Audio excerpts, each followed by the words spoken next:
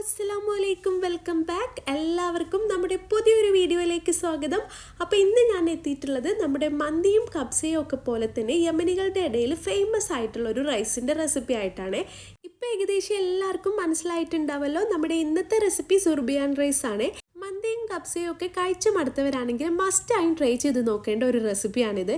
അതുമാത്രമല്ല, ഇത് ഉണ്ടാക്കാൻ ഒരുപാട് ടൈമോ അല്ലെങ്കിൽ ഒരുപാട് സാധനങ്ങളോ അതിൻ്റെ ഒന്നും ആവശ്യമില്ല കേട്ടോ. അരമണിക്കൂർ കൊണ്ട് നമുക്ക് ഈ ഒരു റൈസ് റെഡിയാക്കി എടുക്കാം.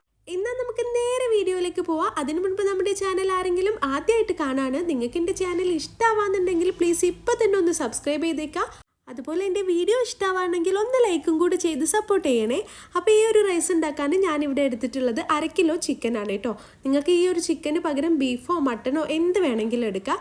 അപ്പോൾ ഈ ഒരു ചിക്കനിലോട്ട് നമുക്ക് ചെറിയൊരു മാരിനേഷൻ കൊടുക്കുക. 1 ടീസ്പൂൺ കുരുമുളക് പൊടിയും അതുപോലെ ആവശ്യത്തിനുള്ള ഉപ്പും കൂടെ ചേർത്ത് നല്ല രീതിയിലൊന്ന് മിക്സ് ചെയ്ത് കൊടുക്കുക. എന്നിട്ട് ഇത് മാറ്റി വെക്കുക കേട്ടോ.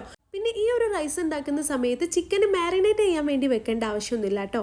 അടുത്തതായിട്ട് നമ്മൾ കുറച്ച് സവാള കട്ട് ചെയ്തെടുക്കുന്നുണ്ട്. ഞാനിവിടെ 1/2 കിലോ ചിക്കനിലോട്ട് 3 സവാളയാണ് എടുത്തിട്ടുള്ളത്. ഇതുപോലെ കനം കുറച്ച് നൈസായിട്ട് വേണം കേട്ടോ കട്ട് ചെയ്തെടുക്കാൻ. ഇനി നിങ്ങൾ 1 കിലോ ചിക്കനൊക്കെ വെച്ച് ചെയ്യാന്നുണ്ടെങ്കിൽ 6 സവാള എടുക്കുക കേട്ടോ. അപ്പോൾ നമ്മൾ ചോറിലേക്കും മസാലയിലേക്കും കൂടെ ഉള്ളതാണ് കേട്ടോ ഈ ഒരു സവാളയുടെ കണക്കെന്ന് പറയുന്നത്. ഇനി നമുക്ക് ബസ്മതി റൈസ് ഒന്ന് വാഷ് ചെയ്തിട്ട് സോക്ക് ചെയ്യാൻ വേണ്ടി വെക്കാം. അപ്പോൾ ഞാനിവിടെ എടുത്തിട്ടുള്ളത് 1/2 കിലോ ബസ്മതി റൈസാണ്. ഈ ഒരു റൈസിൻ്റെ കളർ കണ്ടാൽ തന്നെ നിങ്ങൾക്ക് മനസ്സിലാവല്ലോ. ഇത് ഓവർ ടൈം നമ്മൾ കുതിർക്കാൻ വെക്കേണ്ട ആവശ്യമൊന്നുമില്ല. ഒരു 15 മിനിറ്റ് കുതിർക്കാൻ വേണ്ടി വെച്ചാൽ മതി. ബസ്മതി റൈസ് തന്നെ പല തരത്തിലുണ്ട്. ഇനി നിങ്ങൾ വാങ്ങിക്കുന്ന ഗോൾഡൻ ബസ്മതി റൈസ് ആണെങ്കിൽ അരമണിക്കൂറെങ്കിലും കുതിർക്കാൻ വേണ്ടി വെക്കണം. ഇനിയിപ്പോൾ അതല്ല, ഇന്ത്യ ഗേറ്റിൻ്റെതാണെങ്കിലും അരമണിക്കൂർ കുതിർക്കാൻ വേണ്ടി വെക്കണം കേട്ടോ. ഈ ഒരു റൈസ് ആയതുകൊണ്ട് തന്നെ കുതിർക്കാൻ വെക്കുന്ന ആ ഒരു ടൈമിൽ തന്നെ അരി വേവിച്ചെടുക്കാനുള്ള വെള്ളം കൂടെ നമുക്ക് വെക്കാം. അപ്പോൾ ഇതിലോട്ട് ഞാൻ ചേർക്കുന്നത് 2 കഷ്ണം പട്ട, 2 ഏലക്ക, 3 ഗ്രാമ്പൂ കേട്ടോ. അപ്പോൾ 1/2 കിലോ അരിയിലേക്കുള്ള അളവാണ് കേട്ടോ ഞാൻ പറഞ്ഞു തരുന്നത്. ഇനി ഇതിലോട്ട് കുറച്ച് ഓയിലും ആവശ്യത്തിനുള്ള ഉപ്പും കൂടെ ചേർത്ത് വെള്ളം ഒന്ന് തിളപ്പിച്ചെടുക്കുക.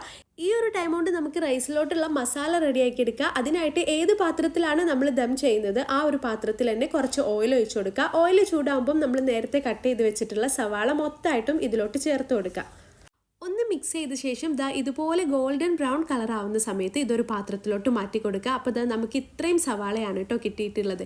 ഇനി സെയിം ഓയിലിലോട്ട് നമ്മൾ നേരത്തെ മാറ്റി വെച്ചിട്ടുണ്ടായിരുന്ന ആ ഒരു ചിക്കനും കൂടെ ഇട്ടിട്ട് തീ അങ്ങ് കൂട്ടി കൊടുക്കുക. അപ്പോൾ 1 മിനിറ്റ് നമ്മൾ ഹൈ ഫ്ലെയിമിലാക്കി കൊടുക്കണം കേട്ടോ. എന്നിട്ട് ആ ചിക്കൻ്റെ ഒരു പിങ്ക് കളറൊക്കെ മാറുന്നവരെ ഒന്ന് തിരിച്ചും മറിച്ചിട്ട് കൊടുക്കുക. അപ്പോൾ നമ്മുടെ ചിക്കൻ്റെ പിങ്ക് കളറൊക്കെ പോയിട്ട് വൈറ്റായി വന്നിട്ടുണ്ട്. ഈ ഒരു ടൈമിൽ നമുക്ക് ഇതിലോട്ട് കുറച്ച് മസാല പൗഡറൊക്കെ ഇട്ട് കൊടുക്കാം കേട്ടോ. അപ്പോൾ ഞാനിവിടെ ചേർക്കുന്നത് ഒരു 1/4 ടീസ്പൂൺ മഞ്ഞൾപ്പൊടി ചേർക്കുന്നുണ്ട്. അതുപോലെ 3/4 ടീസ്പൂൺ മല്ലിപ്പൊടി ചേർക്കുന്നുണ്ട്. 1 ടീസ്പൂൺ മുളക് പൊടി ചേർക്കുന്നുണ്ട്. 1 ടീസ്പൂൺ ചെറിയ ജീരകം പൊടിച്ചത്. പിന്നെ ഞാനിവിടെ അറബിക് മസാല ചേർത്ത് കൊടുക്കുന്നുണ്ട്. 2 ടീസ്പൂൺ അറബിക് മസാലയാണ് കേട്ടോ ചേർത്ത് കൊടുക്കുന്നത്. ഇനിയിപ്പം നിങ്ങളുടെ കയ്യിൽ അറബിക് മസാല ഇല്ലെങ്കിലും കുഴപ്പമൊന്നുമില്ല. കബ്സ മസാലയോ മന്തി മസാലയോ അങ്ങനെ ഏതെങ്കിലും ഒന്ന് ചേർത്ത് കൊടുത്താൽ മതി കേട്ടോ. എന്നിട്ട് നല്ല രീതിയിൽ തന്നെ ഒന്ന് മിക്സ് ചെയ്ത് കൊടുക്കുക. അതിൻ്റെ റോ സ്മെല്ലൊക്കെ മാറി വരുന്ന സമയത്ത് 2 മീഡിയം സൈസിലുള്ള ഉരുളക്കിഴങ്ങ് ഇതുപോലെ കട്ട് ചെയ്തിട്ട് ചേർത്ത് കൊടുക്കുക. പിന്നെ നിങ്ങൾ കിഴങ്ങ് ചേർക്കുമ്പം ഒരുപാട് ചെറുതായിട്ട് ചേർക്കണ്ട കേട്ടോ. ഇതുപോലെ വലിയ പീസായിട്ട് തന്നെ ചേർത്ത് കൊടുത്തോളൂ.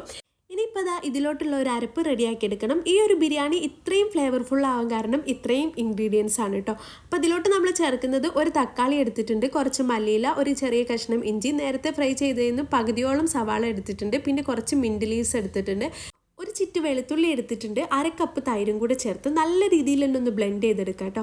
എന്നിട്ട് ഈ ഒരു മിക്സ് നമ്മുടെ ചിക്കനിലോട്ട് ഒഴിച്ച് കൊടുക്കുക. എന്നിട്ട് നല്ലോണം അങ്ങ് മിക്സ് ചെയ്ത് കൊടുക്കുക. ഞാൻ പിന്നെ കുറച്ച് മിക്സിയുടെ ജാറിൽ വെള്ളം കൂടെ ചേർത്തിട്ട് ഇതിലോട്ട് ഒഴിച്ച് കൊടുക്കുന്നുണ്ട്. ഇനി ഇതൊന്ന് മിക്സ് ചെയ്ത് കൊടുക്കുക. എന്നിട്ട് മീഡിയം ഫ്ലെയിമിലാക്കി നമുക്ക് ഈ ചിക്കൻ അങ്ങ് വേവിച്ചെടുക്കുക.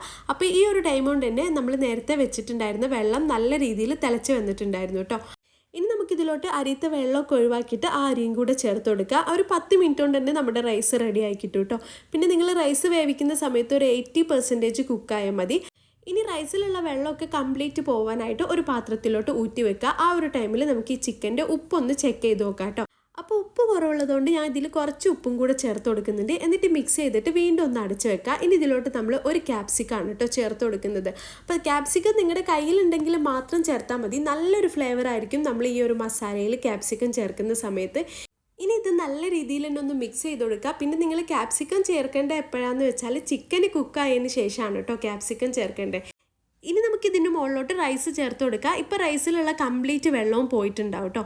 ഞാനിവിടെ 2 ലെയറായിട്ടാണ് സെറ്റ് ചെയ്തെടുക്കുന്നത്. അപ്പോൾ ഫസ്റ്റ് ലെയറിൽ നമ്മൾ നേരത്തെ മാറ്റി വെച്ചിട്ടുണ്ടായിരുന്ന സവാള ഫ്രൈ ചെയ്തതും അതുപോലെ കുറച്ച് മല്ലിയിലയും ചേർത്ത് കൊടുക്കുന്നുണ്ട്. പിന്നെ ഈ ഒരു റൈസ് ഇത്രയും ടേസ്റ്റി ആവാൻ കാരണം നമ്മളിങ്ങനെ സവാള ഫ്രൈ ചെയ്തതൊക്കെ അതിന് ദം ചെയ്യുന്ന സമയത്ത് ആ ലെയറിൽ സെറ്റ് ചെയ്ത് കൊടുക്കുന്നുണ്ടല്ലോ, അതുകൊണ്ട് തന്നെ നല്ലൊരു ടേസ്റ്റാണ് കേട്ടോ നമ്മുടെ ഈ ഒരു റൈസിന് ഉണ്ടാവുക. ഇനി നമ്മൾ ബാക്കി വരുന്ന ആ ഒരു ചോറും കൂടെ ഇതിന് മുകളിലോട്ട് ഇട്ട് കൊടുത്തിട്ട് ഒന്ന് മുകൾ ഭാഗമൊക്കെ ഒന്ന് ലെവൽ ചെയ്ത് കൊടുക്കുക.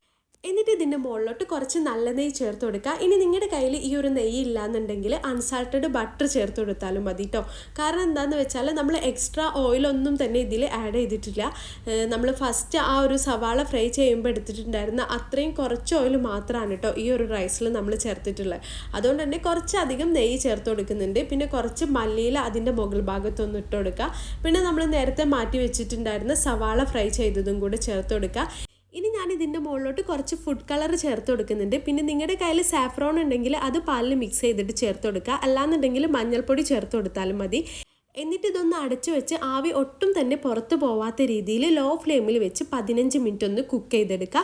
അപ്പോൾ ഇതാ 15 മിനിറ്റിന് ശേഷം നല്ല അടിപൊളി സ്മെല്ലൊക്കെ വരുന്നുണ്ട് കേട്ടോ. അപ്പോൾ നിങ്ങൾക്കിത് കണ്ടാൽ തന്നെ മനസ്സിലാവും ഇത് എത്രത്തോളം പെർഫെക്റ്റ് ആയിട്ടാണ് നമുക്ക് കിട്ടിയിട്ടുള്ളതെന്ന്. റൈസൊക്കെ കണ്ടല്ലോ, കറക്റ്റ് നല്ല എന്താ പറയുക പൂ പോലെ വിടർന്ന് നിൽക്കുന്നൊക്കെ പറയുന്ന രീതിയിലാണ് റൈസൊക്കെ കിട്ടിയിട്ടുള്ളത്.